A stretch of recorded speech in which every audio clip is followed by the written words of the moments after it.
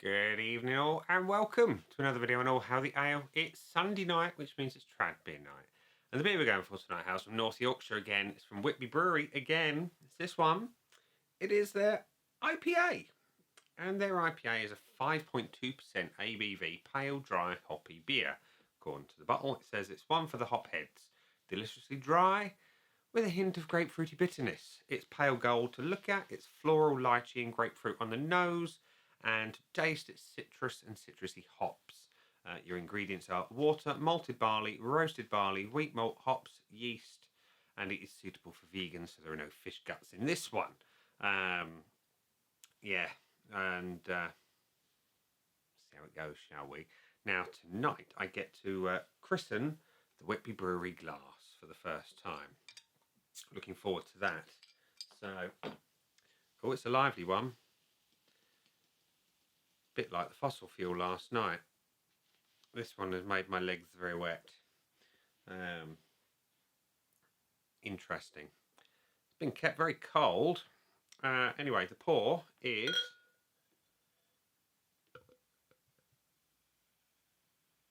very pale, which is nice for an IPA. I'm going to try and not get a whacking great head on it. Doesn't mention that it's bottle conditioned. Maybe it is. Maybe that's why it's a little lively.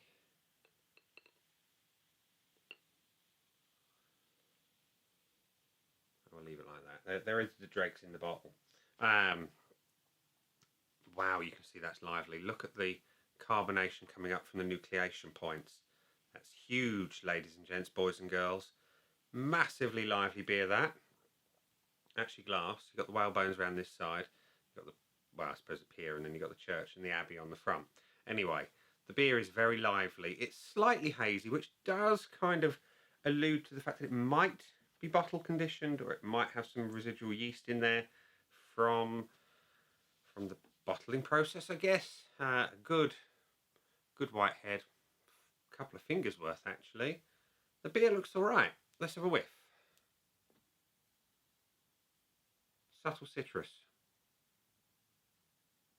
Lemon, grapefruit, mostly grapefruit. Slightly piney.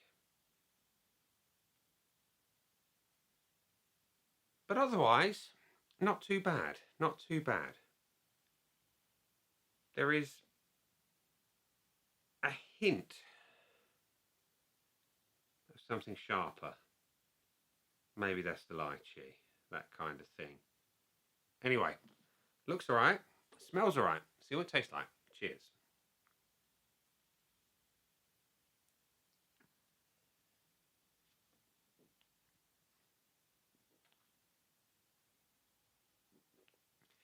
It tastes very good. I can see some residual yeast in the head.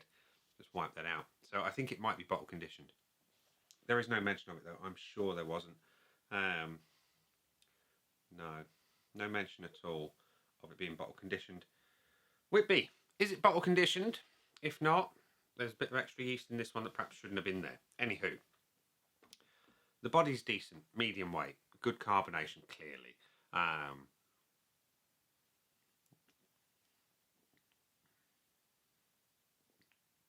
The flavour is all about that grapefruit. I wouldn't mind betting there's some Cascade hops in here. I would not mind betting in the slightest. It's bitter, lovely. Love the bitterness, love the hoppiness, love that slightly resinous taste you get on the tongue afterwards. It works quite well. And yeah, I like.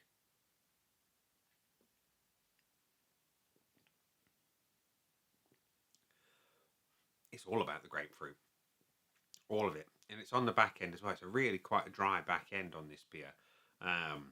Almost like a palate cleansing dryness. Haven't had one like that in a while, and I appreciate it a lot.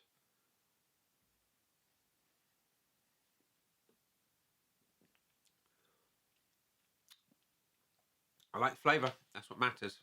It is. Really appreciate the bitterness. It's assertive. Anyway, scoreboard of joy time, which is down here today. It's currently empty, like you see. Let's fill it in, shall we, with the red pen of judgment.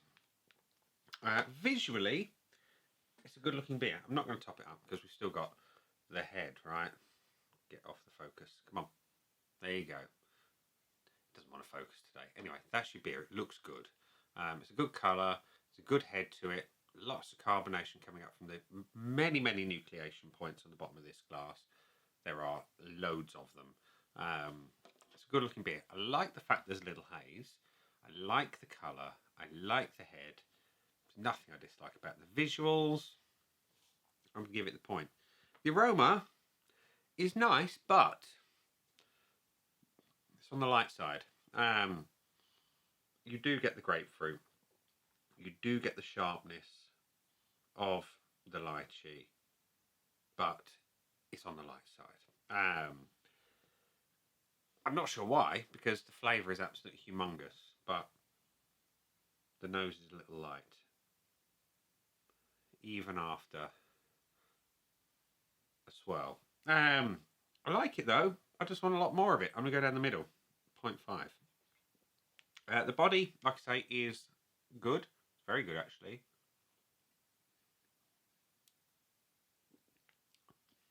It's a good medium weight, and the plentiful carbonation kind of lifts it and makes it kind of cloud-like, if that makes sense. It's not what you'd call a full creamy mouthfeel. It's aerated in a good way. I would like to experience this one on draft, if I'm honest, through a sparkler to tame it a little bit. But right now I'm going to give it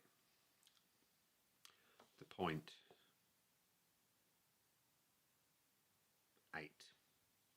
And the flavour, the most important bit of all. Everyone knows I love my IPAs hoppy, bitter and long. This one is hoppy, bitter and long. It's got that beautiful resin. It's got a persistent, assertive bitterness.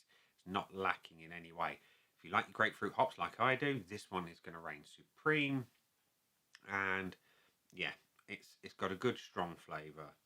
It works really well. Would I change it? Would I add anything? Would I take anything away?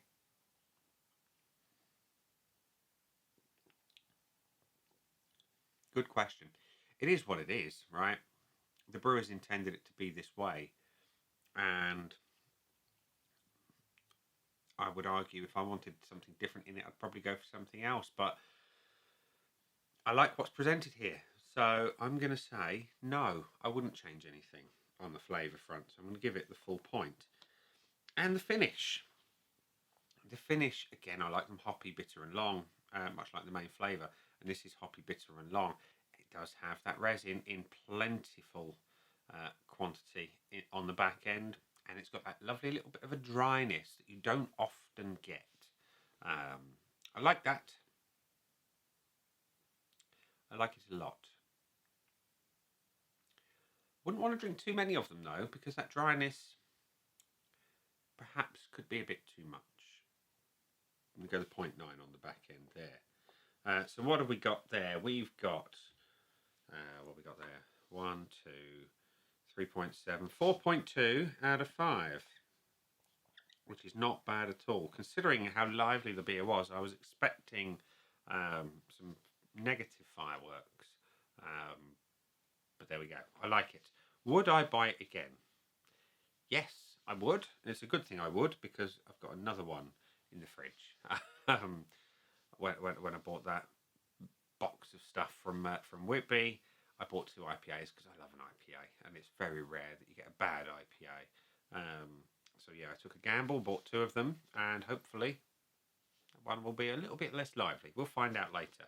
Anyway, value for money. I got a good deal, is all I can remember about the individual prices of these beers. So again, I'm going to go benefit of the doubt and say value for money on that one. It can't have the full bonus, sadly, because it did not get a full 5 out of 5, but 4.2 is absolutely no slouch whatsoever. So there we go, 4.2 out of 5 from me, with 2 bonuses for good measure. So if you like your IPAs, well, hoppy and dry, and bitter and slightly resinous, and you find yourself in the vicinity of Whitby at any point soon, I strongly suggest you go grab yourself a bottle or 10 of their IPA because it's really rather tasty. I'm going to perhaps drop the brewery a little email, find out if it is bottle conditioned or if there was, maybe it's the end of the batch and there's a little bit of yeast in there, just to explain the liveliness a little bit. And next time I'm up that way, hopefully they've got it on tap. Hopefully it's on a hand pull, not a keg. And they have a sparkler attached to it. And I think that will be absolutely fantastic. So yes, right now we're going to leave it there and say that has been the beer. I've been me. Those down there in the buttons, you know exactly what to do with them by now. You've got your like, comment, dislike, and subscribe. Choose any combination of them as you wish. And I'll see you again soon for another one. Bye for now.